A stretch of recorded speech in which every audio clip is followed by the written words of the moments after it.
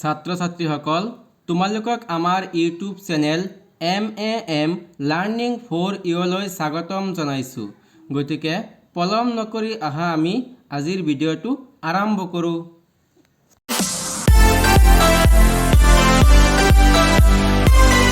ছাত্ৰ ছাত্ৰীসকল আহা আজি আমি ক্লাছ 10ৰ বিজ্ঞানৰ চেপ্টাৰ 1ৰ কিছুমান MCQ কুৱেশ্যন আলোচনা কৰোঁ।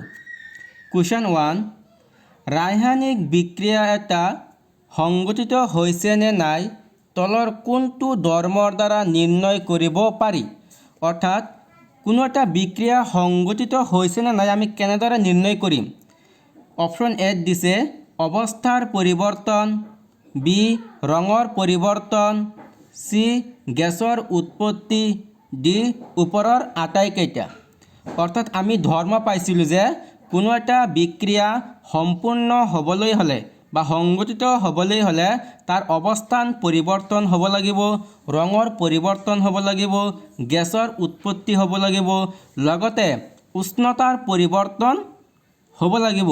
অৰ্থাৎ ইয়াত দিয়া আমাৰ অৱস্থাৰ পৰিৱৰ্তন ধৰ্মটো আছে, ৰঙৰ পৰিৱৰ্তন আছে, গেছৰ উৎপত্তি আছে। অৰ্থাৎ ওপৰৰ আটাইকেইটা কি হ'ব আমাৰ শুদ্ধ হ'ব। অৰ্থাৎ অপশ্যন ডি আমাৰ শুদ্ধ এনসাৰ। কুৱেশ্যন 2, ৰাসায়নিক সমীকৰণ এটা সন্তুলিত কৰোঁতে তলৰ কোনটোৰ ওপৰত নিৰ্ভৰ কৰে। অপশ্যন এ শক্তি সংৰক্ষণৰ সূত্ৰ, অপশ্যন বি বৰৰ সংৰক্ষণৰ সূত্ৰ, অপশ্যন চি তাপ সংৰক্ষণৰ সূত্ৰ, অপশ্যন ডি ওপৰৰ এটাও নহয়। অৰ্থাৎ কোনো এটা সমীকৰণ সন্তুলিত কৰিবলৈ হ'লে আমি কাৰ ধৰ্ম মানি চলিব লাগে। আমি জানো যে বৰৰ নিত্যতাৰ সূত্ৰ মতে কোনো এটা ৰাসায়নিক সমীকৰণক আমি কি কৰিব পাৰি, সন্তুলিত কৰিব পাৰি। অৰ্থাৎ ইয়াত দিয়া অপশ্যন কেইটাৰ ভিতৰত বৰৰ সংৰক্ষণৰ সূত্ৰটো আমাৰ শুদ্ধ এনসাৰ হ'ব, যাক কোৱা হয় বৰৰ নিত্যতা সূত্ৰ বুলিও আমি জানো। অৰ্থাৎ অপশ্যন বিটো হ'ল আমাৰ শুদ্ধ এনসাৰ। কুৱেশ্যন নম্বৰ 3,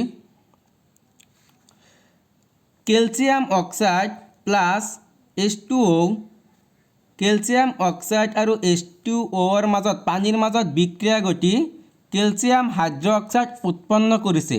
ওপৰৰ বিক্ৰিয়াটো এটা অপশ্যন এ দিছে সংযোজন বিক্ৰিয়া, বি অপসাৰণ বিক্ৰিয়া, চি ডি অপসাৰণ বিক্ৰিয়া, ডি ওপৰৰ এটাও নহয়।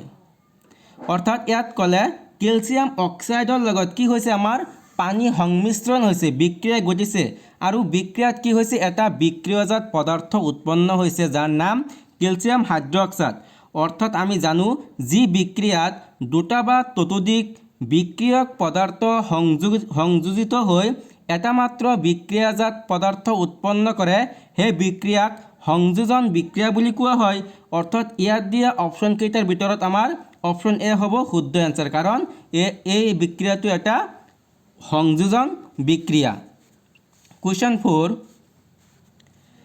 তাপ শোষিত হোৱা ৰাসায়নিক বিক্ৰিয়াক কোৱা হয় এ অপহৰণ বিক্ৰিয়া, বি সংযোজন বিক্ৰিয়া, চি তাপগ্ৰাহী বিক্ৰিয়া, ডি তাপবৰ্জী বিক্ৰিয়া।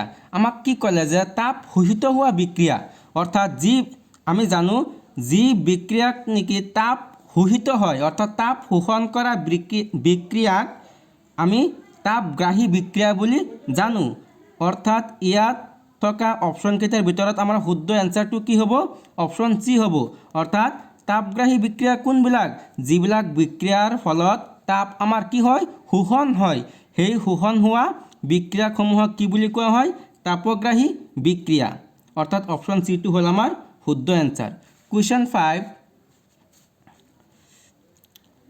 ছ'ডিয়াম প্লাছ অক্সিজেন, ছ'ডিয়ামে আৰু অক্সিজেনে বিক্ৰিয়া কৰি ছ'ডিয়াম অক্সাইড উৎপন্ন কৰিছে। ইয়াত ছ'ডিয়াম কি হৈছে মানে অপশ্যন এত দিলে জাৰিত হৈছে, বি বিজাৰিত হৈছে, চি প্ৰতিস্থাপন হৈছে, ডি ওপৰৰ এটাও নহয়। অৰ্থাৎ আমি লক্ষ্য কৰিলে দেখা পাওঁ যে ছ'ডিয়ামৰ লগত অক্সিজেন কি হৈছে সংমিশ্ৰণ হৈছে। অৰ্থাৎ অক্সিজেন ছ'ডিয়ামে কি কৰিছে ইয়াত অক্সিজেন লাভ কৰিছে। যি বিক্ৰিয়াত নেকি অক্সিজেন জাৰিত হয় মানে লাভ হয় অৰ্থাৎ গেইন অফ অক্সিজেন সেই বিক্ৰিয়াক কোৱা হয় জাৰিত বিক্ৰিয়া। অৰ্থাৎ ইয়াত সোডিয়াম কি হৈছে জাৰিত হৈছে, কাৰণ সোডিয়ামে কি হৈছে অক্সিজেনৰ লগত সংযোজিত হৈছে বা অক্সিজেন লাভ কৰিছে। কুৱেশ্যন 6, সোডিয়াম সালফেটৰ লগত বেৰিলিয়াম ক্লৰাইড বিক্ৰিয়া ঘটিলে তাত উৎপন্ন হয় beryllium sulphate plus sodium chloride. ওপৰৰ বিক্ৰিয়াটো এটা উদাহৰণ হ'ল অপশ্যন এ সংযোজন বিক্ৰিয়া, বি ৰেডক্স বিক্ৰিয়া, চি অপহৰণ বিক্ৰিয়া, ডি অপহৰণ বিক্ৰিয়া। চোৱা ইয়াত সোডিয়াম সালফেটৰ লগত বেৰিলিয়াম ক্লৰাইডে বিক্ৰিয়া কৰি কি উৎপন্ন কৰিছে বেৰিলিয়াম সালফেট আৰু সোডিয়াম ক্লৰাইড।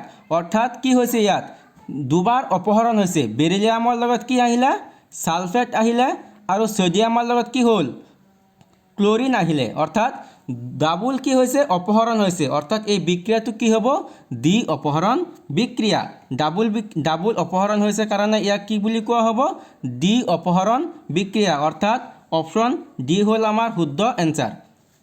কুৱেশ্যন 7, তলৰ কোনটো বিক্ৰিয়াত অদক্ষেপণ উৎপন্ন হয়?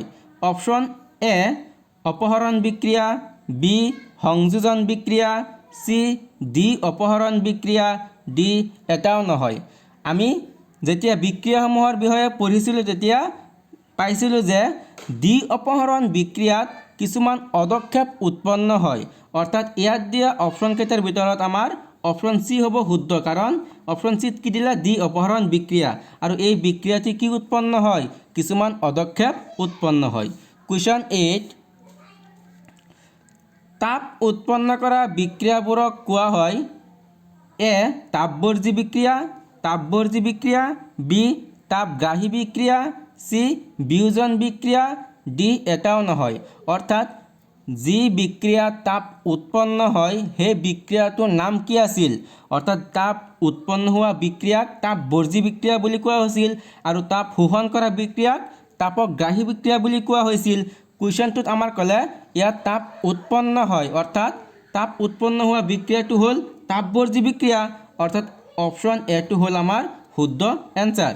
কুৱেশ্যন 9, তলৰ কোনটো অদক্ষেপণ বিক্ৰিয়া? আমি আগতে পঢ়িছিলোঁ যে অদক্ষেপণ বিক্ৰিয়াসমূহ কি হয় ডি অপহৰণ বিক্ৰিয়াত উৎপন্ন হয়। অদক্ষেপণ কেতিয়া উৎপন্ন হয়? ডাবুল অপহৰণ হ'লে কি উৎপন্ন হয় কিছুমান অদক্ষেপ উৎপন্ন হয়। অৰ্থাৎ ইয়াত অপশ্যনকেইটা লক্ষ্য কৰা, কিছুমান অপশ্যন ইয়াত লক্ষ্য কৰিলে দেখা পাওঁ যে আমি অপশ্যন ডিত চোৱা সোডিয়াম ক্লৰাইডৰ লগত চিলভাৰ নাইট্ৰেট বিক্ৰিয়া ঘটি চিলভাৰ ক্লৰাইড আৰু সোডিয়াম নাইট্ৰেট কি কৰিছে উৎপন্ন হৈছে। অৰ্থাৎ ইয়াত থকা বিক্ৰিয়াসমূহৰ ভিতৰত লক্ষ্য কৰিলে দেখা পাওঁ ডাবুল অপহৰণ বিক্ৰিয়া কোনটো হ'ব ডি হ'ব। অৰ্থাৎ ডি হ'ব আমাৰ শুদ্ধ এনসাৰ, কাৰণ ডি অপহৰণ বিক্ৰিয়াসমূহত আমাৰ কি উৎপন্ন হৈছিলে অদক্ষেপ উৎপন্ন হৈছিলে। কুৱেশ্যন 10, তলৰ কোনটো বিক্ৰিয়া কলা-বগা ফটোগ্ৰাফীত ব্যৱহাৰ কৰা হয়? অপশ্যন এ সংযোজন বিক্ৰিয়া, অপশ্যন বি বিয়োজন বিক্ৰিয়া, অপশ্যন চি অপহৰণ বিক্ৰিয়া, অপশ্যন ডি জাৰণ বিক্ৰিয়া। অৰ্থাৎ কলা-বগা ফটোগ্ৰাফীত আমি জানো যে কোনো এটা পদাৰ্থত বিয়োজন ঘটাই তাত ব্যৱহাৰ কৰা হয়। অৰ্থাৎ সেই বিক্ৰিয়াত কি ক'ব যিহেতু বিয়োজন হয় তাত এটা বস্তু দ্বিখণ্ডিত হয় দুটা বস্তুলৈ বিয়োজিত হৈ যায়। অৰ্থাৎ ইয়াত বিয়োজন বিক্ৰিয়া ঘটে। অৰ্থাৎ অপশ্যন বিটো হ'ব আমাৰ কি শুদ্ধ এনসাৰ বিয়োজন বিক্ৰিয়া। ছাত্ৰ ছাত্ৰীসকল, আশা কৰোঁ তোমালোকে ভিডিঅ'টো চাই ভাল পাইছা। গতিকে ভিডিঅ'টোত আজি ইয়াতে সামৰোঁ। যদি ভিডিঅ'টো চাই তোমালোকৰ ভাল লাগিল তেন্তে ভিডিঅ'টোত এটা লাইক কৰিবা, লগতে কমেণ্ট কৰিবা, আৰু আমাৰ চেনেলটো ছাবস্ক্ৰাইব কৰি থবা যাতে আমি দিয়া এনেধৰণৰ ভিডিঅ'বিলাক তোমালোকে অতি সোনকালে পাব পাৰা। ধন্যবাদ।